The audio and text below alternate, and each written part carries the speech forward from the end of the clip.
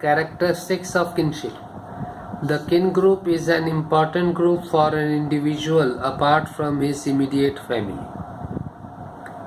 So, apart from the immediate family, that is father, mother, or husband, wife, and children, the other relatives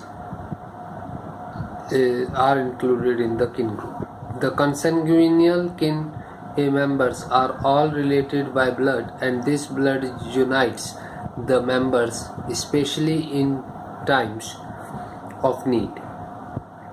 The presence of all types of kin relatives was necessary to help the family in performing its functions. So all the consanguineal kin members who are related to each other by blood unites together, and they perform different types of ceremonies and attend different types of functions, and whenever there is a requirement, they help each other in bad days. The members who are related as a result of marriage are treated as one's kin members, and the two groups are considered to be merged into one, resulting in increased social solidarity, and both the groups would provide mutual aid and security to its members. So when the kinship is because of the marriage, in that case two groups, one group is of the bride and the other group is of the bridegroom, they are merged into one, resulting in increased social solidarity, and both the groups would provide mutual aid and security to each and every member of the group. Blood relatives have greater importance as a person feels much closer to them than those who are related by marriage. But blood relatives are more strong group than the group formed by marriages. Different kins have different delegations to carry out on different locations in the family. Now, functions of kinship.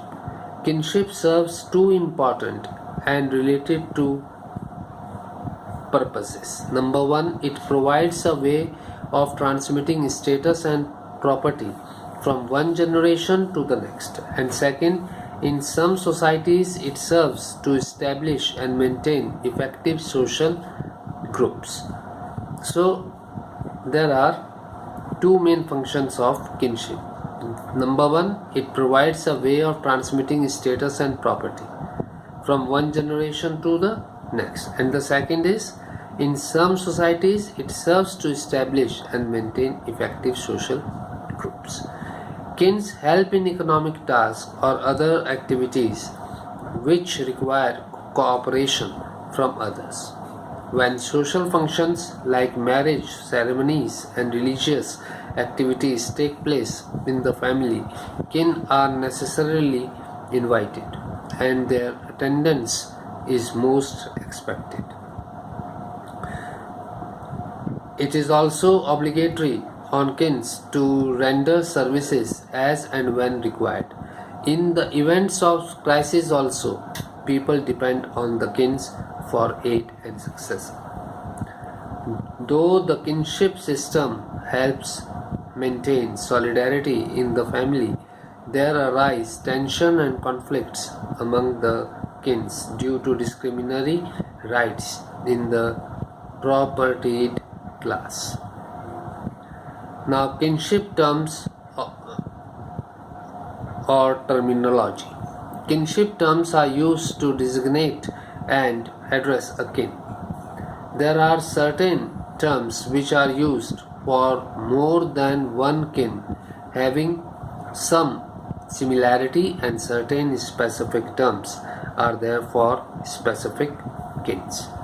Kinship terminology has been classified into two categories or systems. Number one, classificatory system. The classificatory system uses kinship terms and that merge or equate relatives who are genealogically distinct from one another. So in the classificatory system, the kinship terms are used and that merge or equate relatives having different genealogical differences.